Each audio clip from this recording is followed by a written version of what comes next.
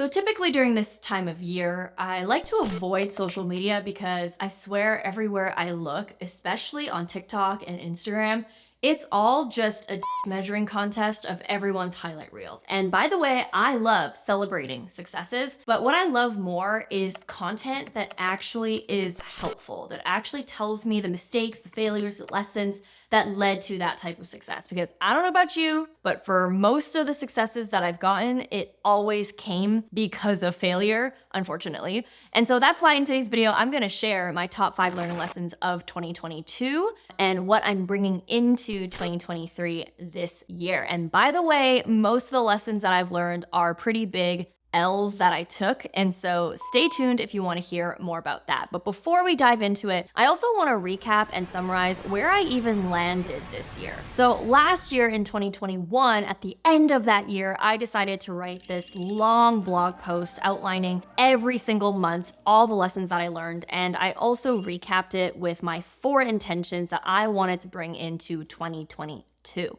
And so the first intention / goal that I wanted to achieve was to grow my business sustainably. At the end of 2021, I realized that my mindset was always about 2xing, 3xing, 4xing, 5xing my business. Because for context, in my first year of business, I did $500,000. My second year of business, I did 2.5 million. So that's 4x growth. And so in my mind, I always had that expectation that every single year was going to be the same. And so when I didn't grow 2x or 3x or 4x, I was super upset and I was super depressed. And it was so silly to feel that way because I realized that to build something epic, it takes time. It's not just something that you can do in 12 months every single year. And instead of focusing on constantly scaling my business, which sounds really stressful, I needed to focus on building my business and understanding that building something takes time. And so by the end of 2021, my intention going into 2022 was to keep that same energy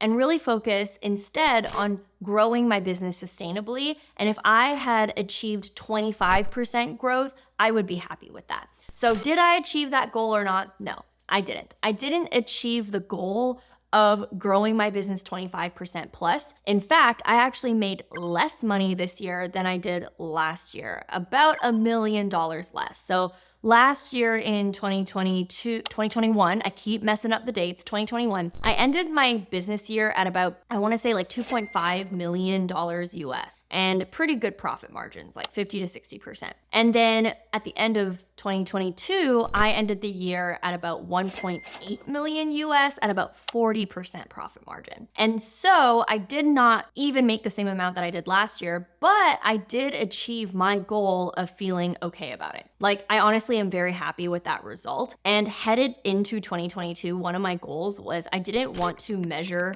my self-worth based on whether or not I hit a number, whether or not I hit a specific goal. I really wanted to detach myself from that. And in fact, in my blog post, I'm pretty sure I wrote something about not robbing myself of happiness constantly because of circumstances. So back then, I would always create circumstances for my happiness. So for example, I'll only be happy if I achieve this. I'll only be happy if I hit this. Whereas the energy that I brought into 2022 was not like that at all. And in fact, I'm actually really happy about my results considering the shit show that I went through in 2022. And stay tuned in the video because I will spill the tea. But anyways, pretty happy with that goal. Second goal that I wanted to do was I believe I wanted to travel more. At the time, I think it was because it was COVID and so I couldn't travel and I just felt very trapped in my own bubble. And so in 2022, I actually traveled a lot. In fact, I traveled pretty much every single month, mostly for business. I think there was maybe only like 3 months of 2022 that I did not travel. And by the way, if I mess up the years, I'm so sorry. I'll just put like text in the video to clarify what year I'm talking about because in my mind,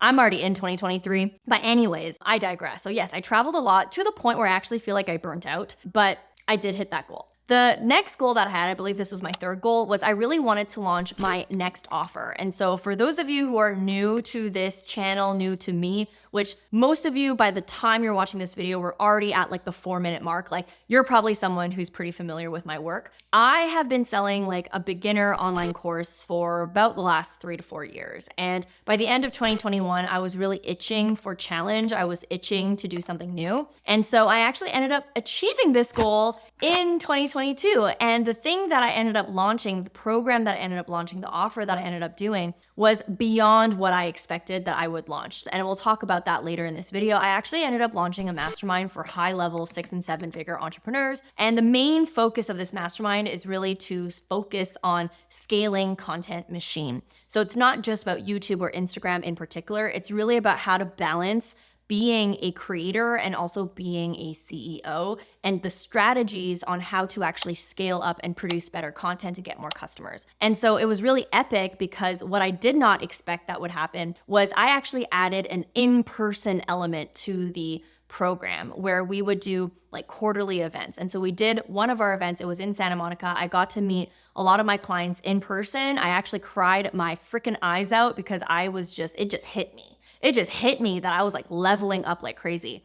And so that was a huge highlight of 2022. And by the way, we are opening enrollment again. So if you are someone who is interested in this mastermind and you want to join, just click the link in my description box below to learn more about it and to apply if you're interested. But anyways, I achieved that goal. And that's kind of where I ended off when it comes to 2022. Now, what about the lessons? Because even though I hit about like a good portion of my goals, I guess, it actually was pretty challenging to get there. 2022 was truly a challenging year, especially the first half of the year. And so let me talk about some of my lessons. So lesson number 1 is simplicity equals success. And the reason why I know this is because in the first half of 2022, my business was complex as fuck. And it was so overwhelming. And my business basically went kaput when it came to revenue and profits because of how bloated and complex everything was. So by the end of 2021, even though I had like so many good jujus going into the year and I had so many high hopes,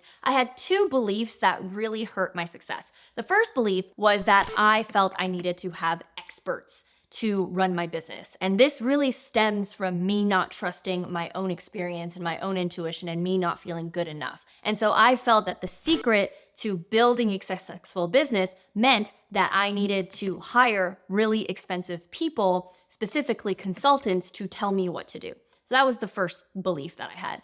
The second belief that I had was that I needed to have a bigger team in order to get more things done. Because at the time, I felt like, hey, there are so many things that I want to build in my business, and I feel like I need more staff in order to build those things. Now, these 2 beliefs ended up kind of in a way like semi-killing my business a little bit for the first half of the year. And that's because number 1, I ended up hiring really expensive consultants. Just for a few consultants, I'm talking about maybe like 2 to 3 consultants. It costed me about $25,000 just for like 3 people to tell me what to do. And thanks to the guidance of those consultants and my personal approval on those things, which by the way, everything is 100% my responsibility, totally understand that concept. I ended up actually doubling the team thanks to their help. And so with me doubling the team and the consultants, we had about 20 people, yes, 20 people working on my business. And my overhead was about like $75,000 freaking dollars US to have all these people. And again, all these people weren't necessarily full-time employees. Some of them were project-based contractors. Others were longer-term contractors. Other people were full-time employees, part-time employees. So this is a mix. But regardless of the categorization of these people, 20 people to work on my business is a lot, especially if my business is not really that complex. At the time, I sold 1 online course. I had 1 YouTube channel, 1 Instagram account. Like there's nothing complex about my business, but I made it complex because I thought that more is more, not less is more. And so this ended up biting me in the ass because 3 months later, guess what? I had a very unprofitable business on a monthly standpoint. I was losing money every single month. But beyond that, it was also the complexity that killed me. I was constantly overwhelmed. People on my team were overwhelmed. And there was just so much communication problems on the team, and there was just so much like mess. So, for example, back then, it might take me like an hour to figure something out. And with 20 people on the team, it would take like a week to solve a problem, which was kind of crazy to me. And so, my learning lesson here is that if you want to grow your business and if you want to be able to build more things, instead of constantly adding stuff, you need to be learning how to subtract things. But more importantly, you also need to learn how to trust yourself. I don't think that hiring experts is a bad thing. I don't think that hiring a coach is a bad thing. I don't think that hiring a consultant is a bad thing. But what I do think is a bad thing is when you don't trust yourself to speak up, you don't trust your intuition, and you don't trust your own potential and capabilities. That's where I think is wrong, because you got yourself here to this place because you are you and no one can replicate you. And so when you try to 100% outsource decision making and strategy and all things in your business, and you implement someone else's vision of your business, someone else's projects and processes, I should say, without necessarily self-auditing and self-reflecting on, does this actually work for my business? Does this actually work for the values that I have? Does this actually work for me? That's when chaos is created. And another way that having lack of self-trust hurt me and my business is I would always have this thing where I thought that if someone had more years of experience than me in business, or had a very high hourly rate or a very high like retainer rate for their services, that they automatically were more experienced than me, then they automatically knew more than I did. And they probably did in certain areas, but I would just blindly trust, right? And that's on me, that's my fault. As a result of that, I never really did my due diligence on the people that I hired. And this actually bit me in the ass in a lot of ways because, not to get into too much drama because it's so past now and it's water under the bridge, hiring certain people actually lost me money because of shady things that they would do. It wasn't until I had lost money when I actually went to their client page and actually reached out to previous people that they worked with to ask about their experiences, because the whole time I thought, oh my God, I suck. How did I let my business get to this point? It's my fault. It's my fault. It's my fault. And actually, in speaking with their previous clients, I actually found out that a similar thing had happened to them. And it made me feel sad for them, but it also made me feel a lot better knowing that my experience wasn't necessarily unique to me. And so even though I will take 100% responsibility for all the things that I did, I think through this process too, I also learned that doing your due diligence is really important. But beyond that too, having self-trust, but to take it even a step further, having self-worth is so important to have in not just business, but in life. And for me, I personally haven't mastered it yet. I don't think that I have 100% level self-worth. I think I'm working on it every day, but I really do feel like that in my mind was a traumatic experience of losing so much money and of trusting people and then having that trust broken. And it was a really scary time for me because I basically had to face a lot of my insecurities and a lot of my fears. I had a lot of money mindset, like fears and insecurities. I had a lot of abandonment insecurities. And all those insecurities started coming up when chaos was happening in my business for the first half of the year. My trust being broken, losing money, but also as a result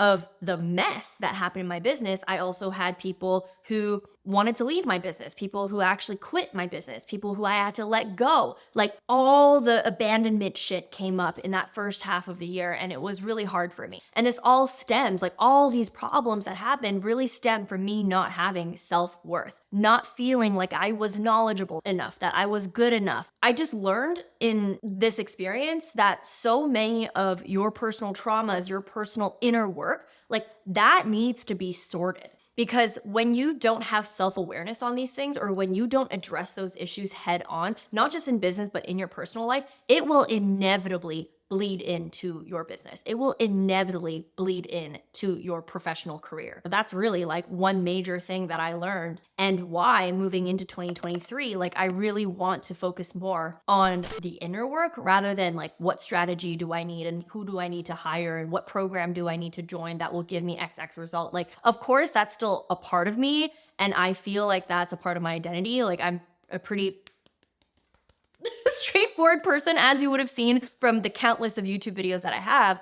But I guess that was the straw that broke the camel's back that finally made me realize, like, okay, I got to work on myself and I got to increase my self-worth so that this mess, obviously messes will always happen in business, but less messes happen in my business. And by the way, beyond just like the topic of self-worth, I really want to close the loop on just like simplicity and removing complexities, not just in your business, but also in your life. Like a lot of times, like I said earlier, you think that more is more, but really less is more. And if you want to be successful, it's more about learning how to subtract things from your business rather than constantly adding things. For example, what I've noticed is that it's a very beginner mindset to think that the more things that you get, the more complicated something is, the more steps that there are, the better the product or the better the service or the better the result is going to be. And what I realized as someone who is gaining more experience every day as an online entrepreneur is that people who are seasoned business owners, they value their time more than anything else. They value simplicity more than anything else. If they can get a result in the least amount of steps, if they can get a result with the least amount of complexity, that is a win for them. If they can save time and be able to get a result in the least amount of time, that is like chef's kiss, right? To put this into context for someone who maybe is starting out, like let's say you're buying a course, you might value that course based on how many video lessons there are. If there are 100 video lessons and each lesson is an hour each, oh my gosh, that is so much value. Whereas someone who is a little bit more experienced in business, they're gonna look at that and be like, holy fuck no. I want to join a program that will get me the result or that will get me a certain outcome in the least amount of videos and the least amount of hours that I need to watch that content for. And so that's kind of like something that you have to keep in mind of, is that less is actually better. And beyond that, it's beneficial for you because when you create so much complexity, not just in business, but in life, let's say you're the type of person who is going to pack your year with like so many goals and so many projects and so many things. What ends up happening is you don't create space to actually think. You don't create space to be creative. And more importantly, you don't create space to pivot, to change, to take advantage of opportunities that you might not have seen before. So in my case, in the first 3 months of my business, it was so complex with 20 people and so many projects and so many systems and so many software, so many things to manage, that if there was something remotely interested outside of my business that I wanted to capture or that I wanted to take advantage of, I basically couldn't do that because I was already maxed out when it came to capacity and when it came to complexity. It's like you don't have room to breathe. Not only this, if you want to fix something, maybe you make a mistake and you're trying to fix it and it's like a huge pivot, a huge thing that you're trying to fix, it's almost like trying to move a ginormous boat. It's gonna take a while to make those pivots. Versus if you were simple and you had a freaking jet ski, you're gonna be able to make that pivot in 2 seconds, right? And so I really envy entrepreneurs and successful business owners who are able to do more with less. They can do more with less team members because those team members are efficient. They can do more with less systems, less process, less chaos because they have a well-oiled machine. And the things that they do have are so potent when it comes to efficiency and getting results. And so I really want to include this portion in the video because I think it's so important to learn this earlier on rather than learn this later on in your business. But there's definitely more lessons. So let's go into the next one. So the next lesson that I learned in 2022 is you gotta stop meeting people where they're at and start holding them to their highest potential. Now, a fun fact about me is that I am a huge people pleaser and I hate conflict. And so what I will do instead to avoid conflict and to please people is I will shapeshift to match that other person's needs, or I will shapeshift to basically avoid discomfort. And so what ends up happening, number one, that's very exhausting. But number two is that character trait is not good if you are trying to run a business and be a leader and be a boss, right? And so what ended up happening, or what would often happen, is instead of giving people feedback on a consistent basis, especially if they were underperforming or they weren't hitting standard, I would instead do one of three things. The first thing is I would ignore it, which then would create a culture of complacency. Number two, I would basically shapeshift the business to match that person's capacity or that person's needs.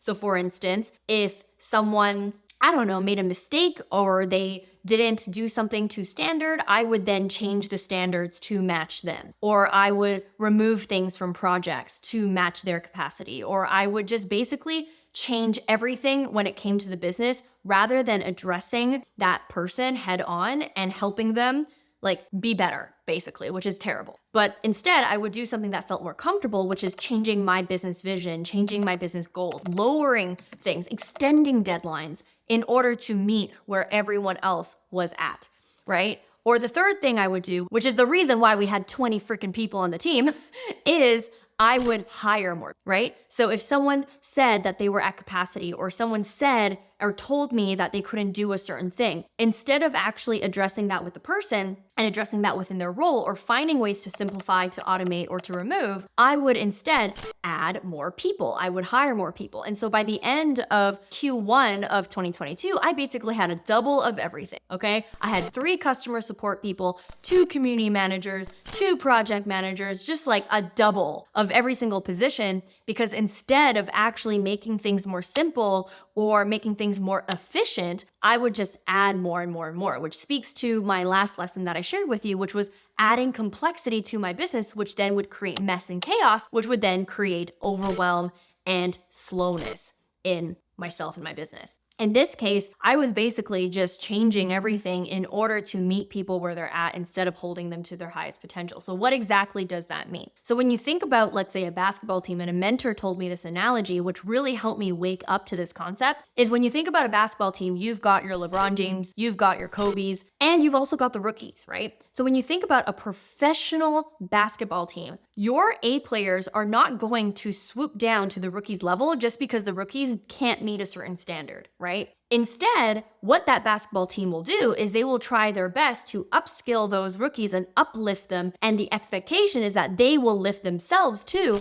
to that higher level of standard in order for the team to win. And I was basically doing it the complete backwards. I would get my A players to then swoop down, I would swoop down, the business would swoop down, and all these things would happen. And it's not to say that the people down here were bad. It was that I was holding them back from fulfilling their highest potential. So let's say, for example, if I am upset at my social media manager and I don't give her feedback and I don't address the issues head on, then she will never get the opportunity to be the best social media manager in the world or in her field. And that's ultimately going to hurt her career. And so I'm not holding her to the potential that I believe that she can achieve, right? The same thing can apply to your clients. Let's say you're a coach, a consultant, a teacher, an educator, whatever. Oftentimes, we always try to meet where our clients are at instead of holding them to a certain standard, to a certain potential that we believe that they can hit.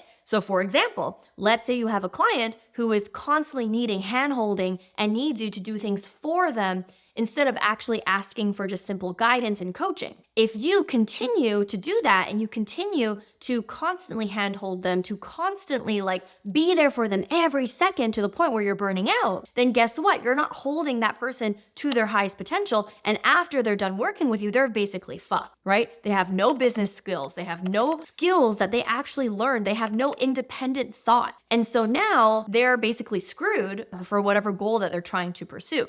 The same thing applies to your audience, right? Let's say you are a creator, you're not a business owner, you're watching this video, right? A lot of times we create content to meet the needs of our audience, and that is a strategy. That is definitely a part of your content strategy, but it shouldn't be all of your content strategy. Because if I listen to every single request that y'all got, then I wouldn't be holding you to your highest potential. I wouldn't be holding you to a higher standard that I believe that you can achieve. If all of you constantly ask me, I want videos about how to grow on Instagram and I want to learn how to get more likes and more comments and I want you to report on this trend that actually doesn't matter in the long term, and I fulfill those demands every single time, then you are never going to learn actual business skills, actual thought leadership, actual strategies on how to think. Again, every single lesson that I share in this video is they're here in this video for a reason, but it really, really opened my mind a lot.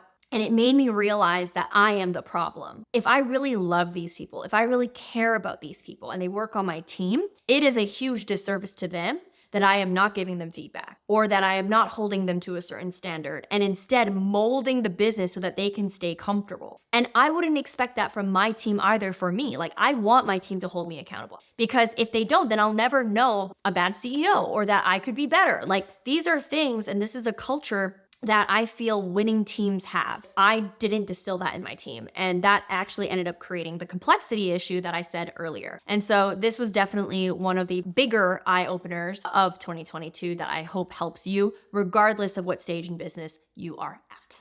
Now, on to the next lesson of 2022, and that is real entrepreneurship starts when things don't work and when things are hard. It's really easy to win, but it's really hard to lose. When I was rolling in cash, making tons of profit, making more money than I could ever imagine, I was very negligent in my business, in all areas of my business. There's this one saying where it talks about how it is very easy to steal from the rich, and it is very hard to steal from the poor. Because when you are rich and things are good, you're comfortable, all of that, you just have a more free lifestyle. You just are super relaxed and everything, and you don't pay attention. Whereas when you are poor, you best believe you are checking every single line on your credit card bill. And so in my case, because I was successful, I was also very comfortable. That's why I let basically my expenses like skyrocket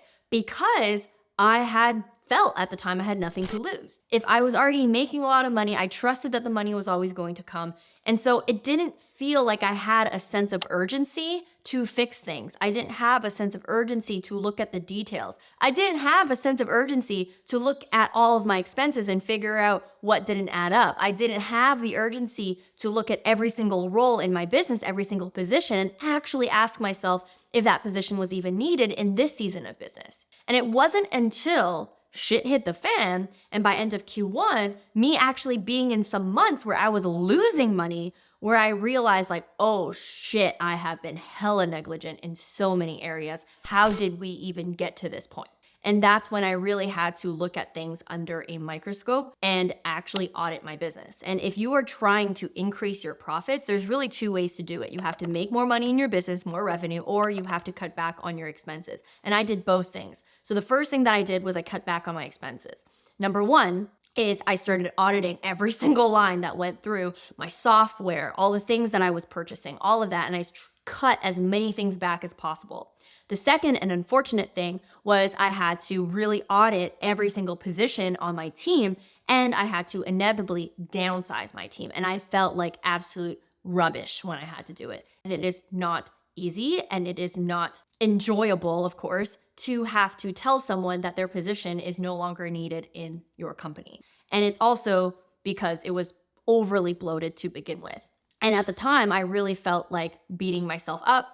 And it was really thanks to one of Layla Hormozi's content where she said that she was in a similar situation when she was first starting out business and still right now as she's running her business. And there is no point in continuing to beat yourself up. And so it's just something that comes with the territory and it really sucks. And the only thing that you can do is learn from it and try to be a better CEO and try to be a better business owner. So the amount of times that happens decreases over time. I was tempted to say that it never happens again, but we all know that messes will always happen in business, like especially as you're growing fast and especially as you are constantly leveling up. There's always going to be challenges that come along the way. But anyways, those were the two things that I had to do. Now, another thing that we did too was we became way more resourceful. So like I said, the other way to increase your profit obviously is to make more money. And I asked myself, okay, what is something that I can offer to my audience that is paid that would be easy for me to create, or ideally something that I've already created. And I started looking at my inventory of templates, inventory of resources that I've created for myself in my own business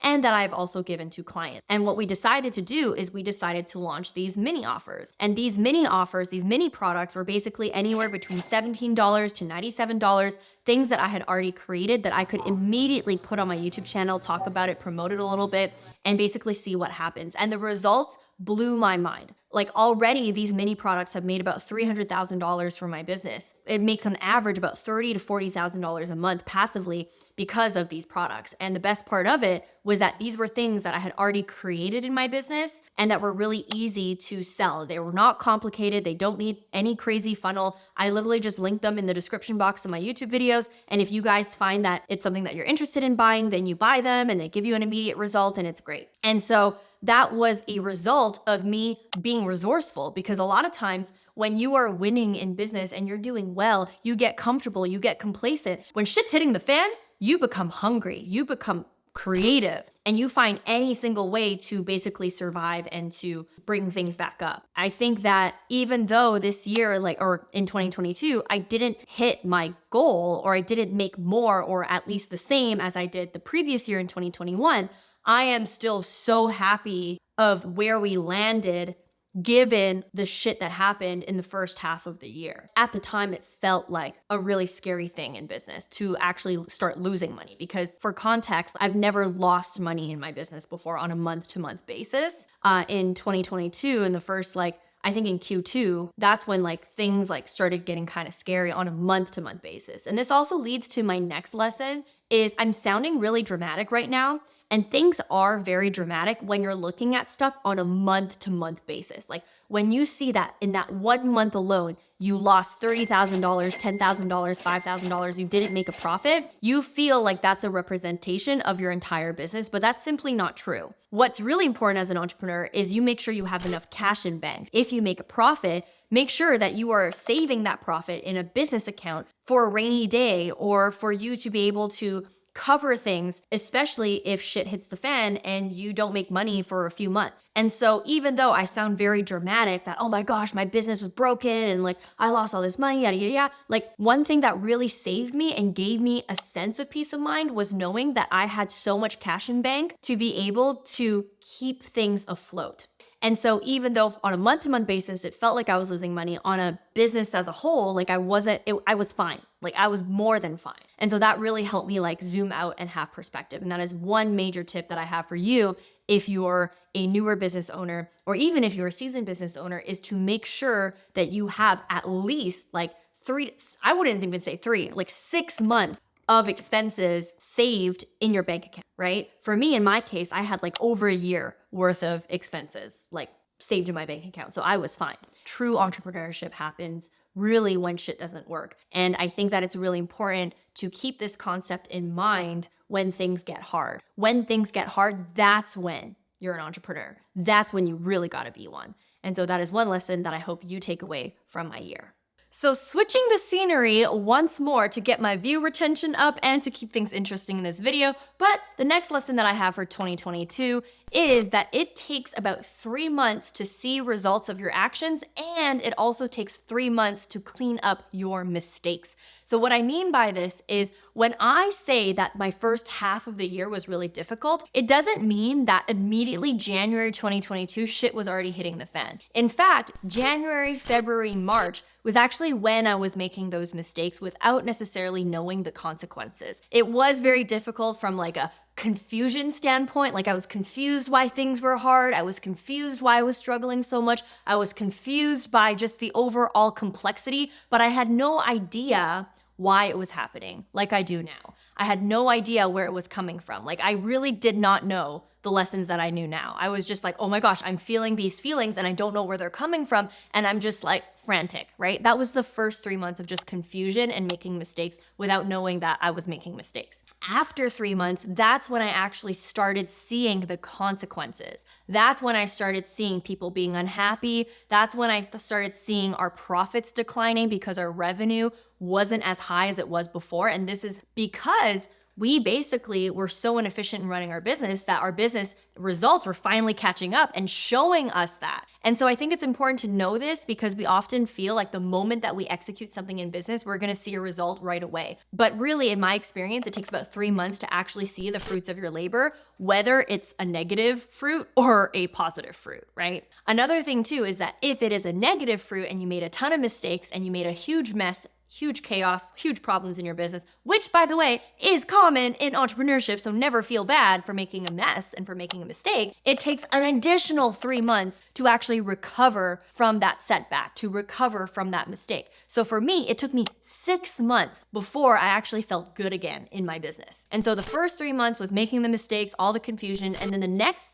3 months, basically like April, May, June, was all about fixing those mistakes. So it was retraining the team. It was restructuring the business. It was investigating things. I was looking at everyone's time studies. I was investigating my expenses. I was finding things that, oh my God, triggered me so hard to find out because I was negligent and I wasn't paying attention. And so that took about 3 months additional to actually fix things. And so I was not working on future projects. I was not working on exciting things. I was focusing on existing things and past things and patching things up. Total, it was really 6 months of all that stuff. And then afterwards, in starting July, that's when things started to feel better. After the 6-month mark, that's when like I could actually focus on future projects. For instance, launching these mini products, right? That's when I was finally like, okay, I think we can do this now. I think we have the bandwidth. I think that it makes sense to do it. I think that I feel better about myself to be able to launch this thing. We feel so impatient and then we beat ourselves up when we don't see a result right away. Or we beat ourselves up when we can't solve a problem right away. Like even for me, when I was fixing my business and I was restructuring, investigating, I was doing all these things, like I had no idea if it was gonna work or not. So the whole time I was doing it, I was like, Jesus, take the wheel. Like I hope that this works. And luckily it did, but I think it's really important to put things into perspective and not be so impatient when it comes to entrepreneurship. And secondary to that, also understanding, and I hope that me sharing vulnerably and like just sharing the honesty of like what happened in my 2022, that it also normalizes messes.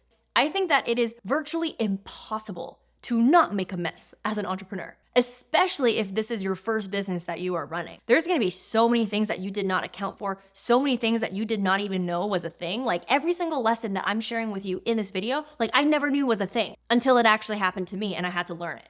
Like my first year of business, my second year of business, like they were, and like my third year of business, they were all not easy, but they were smoother sailing. And I have found that the rough 6 months that I went through personally, it actually taught me way more than all those other 3 years of business combined. And so even though, like I said, like I didn't make the same amount that I did last year, I didn't make more than I did last year, I gained so much more wisdom as a business owner and as an entrepreneur. And that was always something that I was very insecure about. I was always very insecure that I didn't have enough experience or that I don't know enough. And there's still so many things that I have yet to experience and that I have yet to learn. But I feel so much more confident in me and in my lessons. And I'm so proud of the lessons that I've gained that I can now share with you in this video and that I can now share in my content to help others navigate through similar experiences. And so remember, be patient in the process of being an entrepreneur and really don't set crazy, unrealistic timelines for yourself of success and also of fixing your messes. All right, moving on to the next lesson of 2022, and that is be aware of your upper limit. And I'm gonna talk about what an upper limit is later on, but essentially by Q3, I was pretty much ready to do something new, to actually create something new. And for context, like I said, I've been running, Boss Gram Academy, my course, for a few years. And not only that, I had a lot of clients who wanted more from me, who wanted the next step. I also felt very confined in my box of always talking about Instagram. And a big reason why my YouTube channel talks a lot about Instagram was because the one course I sold was about how to get clients on Instagram. And so I was really craving to do something outside of just Instagram to be able to expand my own creativity and expand what I can bring to the table. And so that's why I was itching to do the next thing. But again, like I said earlier in this video, I am a huge people pleaser. And so what I found myself doing is as I was thinking about the next offer that I wanted to launch, I was shape-shifting again. I was thinking about what everyone expected and wanted from me. So for example, there's a lot of people in my audience that want a lower ticket YouTube course. A lot of people want a course about selling courses.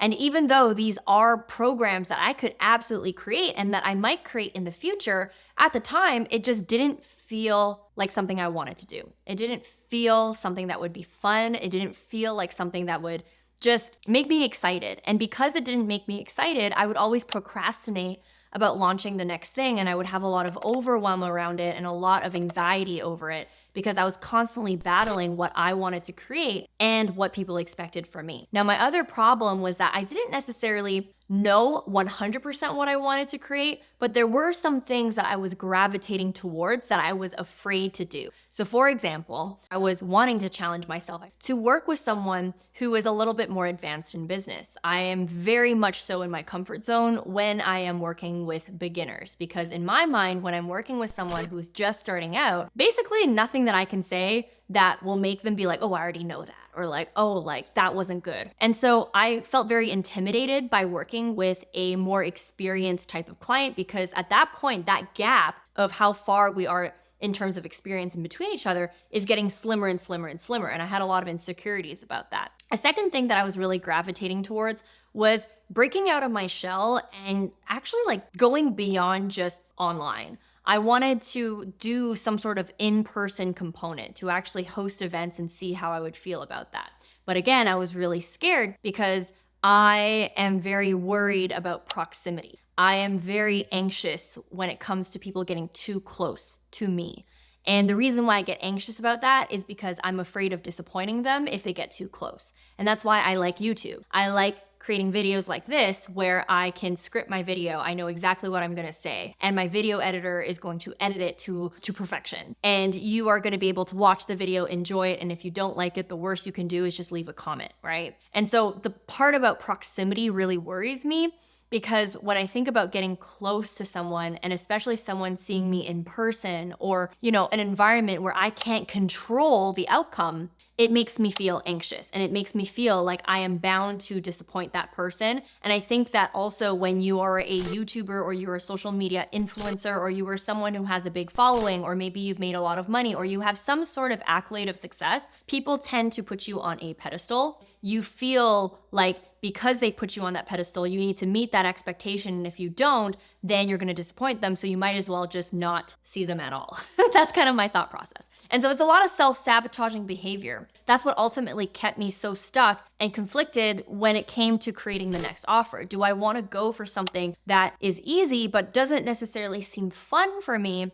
Or do I want to go for the thing that is literally going to pick apart every single insecurity I have, but will actually challenge myself to break past my upper limit? And so that leads me to my next point, which is, what is your upper limit? So in this book called The Big Leap, it's by Gay Hendricks, and he talks about the upper limit a lot. And basically, the upper limit is this invisible ceiling that you have put on yourself that determines how much happiness, success, and abundance that you are willing to give yourself, that you are willing to be comfortable with. Anything past that upper limit, anything past that like invisible ceiling that you put yourself through, you end up self-sabotaging because you feel like you don't deserve that success, or you feel very uncomfortable with that level of success. And so an example is that maybe you want to launch an exciting program, or you have a program or you have a course, but you end up self-sabotaging by like suddenly decreasing your prices because you feel like you don't deserve that success or something like that. Like that is you having an upper limit problem.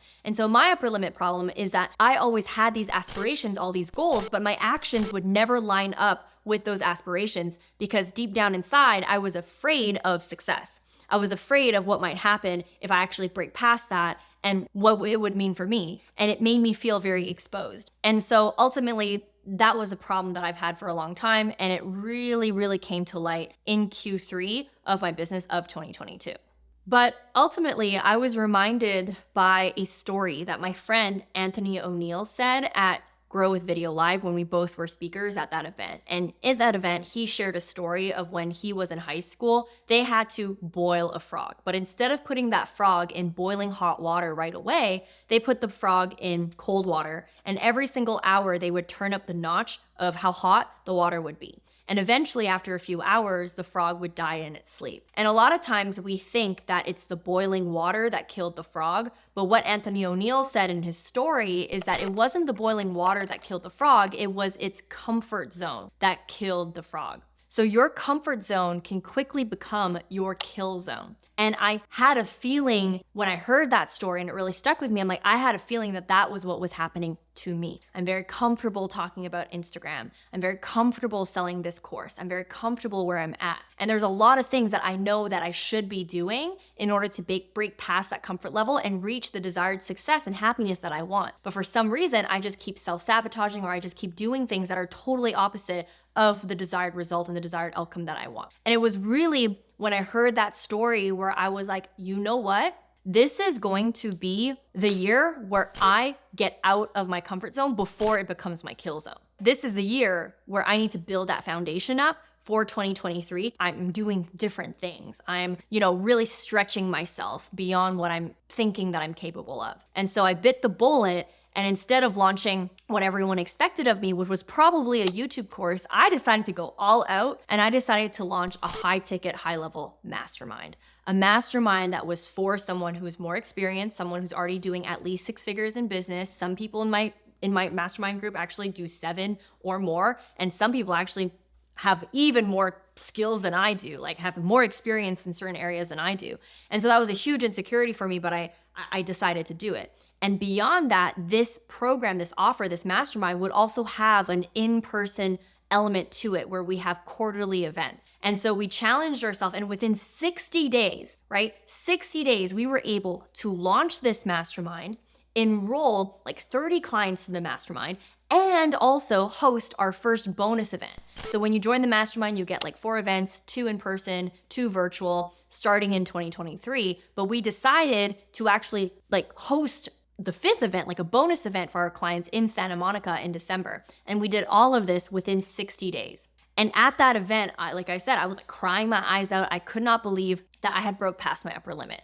I broke past my upper limit of charging more, because this mastermind is high ticket. It's a lot more expensive than my other offers. I broke past my upper limit when it came to working with a more higher level client. I broke past my upper limit of the proximity piece. My mastermind clients have the most access to me that I've not given to a lot of people in a long time. And even though it was challenging to the point where I would be crying of anxiety because I was so afraid of failure and I was so afraid of disappointing people, it ended up being the most beautiful thing that I have done in a long time. And it showed me what I was capable of, and it showed me what I am capable of in the future. And there are still so many things that I can think of that I'm afraid of doing in 2023. But launching this mastermind, facing 3 of my biggest insecurities, 3 of my biggest fears all at once, like really opened up that ceiling for myself. Like that ceiling, I just broke past it. I probably have another ceiling that exists, but this was like a step towards that direction of really stretching myself and expanding. And in hindsight, if my business didn't quote unquote break in the first quarter, and if I didn't fix my business, retrain my team, actually like fix the foundations of my business, fix the culture of my business, actually help my team members become more efficient, help myself become more efficient, we would not have been able to launch not just the mastermind, but also host an in-person event within 60 days without all the work that we did in the first 2 quarters. Well, another thing that I didn't mention was that when shit was hitting the fan and I wasn't making as much money as I did before, a part of that resourcefulness also included me being more smart with YouTube. Me actually working on increasing my AdSense revenue so that it could cover some of my expenses in my business. Like that was a huge reason why I decided to double down on YouTube, specifically on the AdSense side, and try to make the most of every single video that I'm uploading so that I could make more money from YouTube, right? Like none of that would have happened if I did not go through what I did in the first 6 months of my business.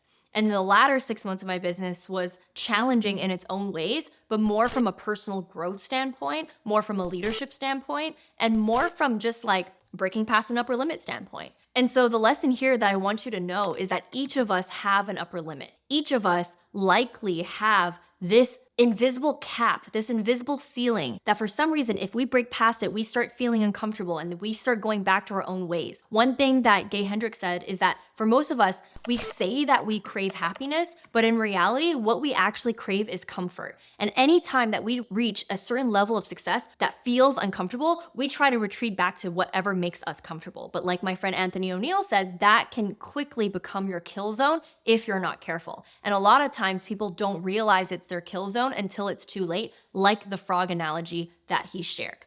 So with all that said, what are my goals for 2023, for this new year that we are entering? One thing that I've learned is to not set too many goals. I used to set a SMART goal for every single aspect, every single category of my business and life. And guess what? I would achieve none of them, and I would feel like shit if I didn't achieve any of them. And so moving into 2023, I just really have a key word. My word is discipline. And it might not be the discipline that you're thinking of. It's not the discipline of like, I have to hustle, and if I don't do something, then I'm a failure. It's more about holding myself accountable to what I say I'm going to do. And that's one thing that I've really struggled with. I always kind of like weasel my way out of things, or I make excuses, or I just avoid things a lot. Like I like to avoid discomfort. And that was kind of a theme in 2022. But also, as a reverse to that, I also saw the beauty of actually leaning into discomfort and running face forward towards it. And it's always something that I've kind of done in my business, but I think this is like the next level of it, of really just like pushing past that and really questioning the things that I fear, and at least trying something once before I completely knock it as not aligned and not like at ease or actually like bad. And so I do really want to challenge myself to try something at least once. But where the whole discipline comes from is not just from a business standpoint and actually doing the things that I say I'm going to do, but it's also from a health standpoint. So earlier on, a few months ago, I'm starting to work with a nutritionist now, and I actually found out that I have Hashimoto's. So this is an autoimmune disease. It's something about your thyroid, and it's actually kind of common in most women.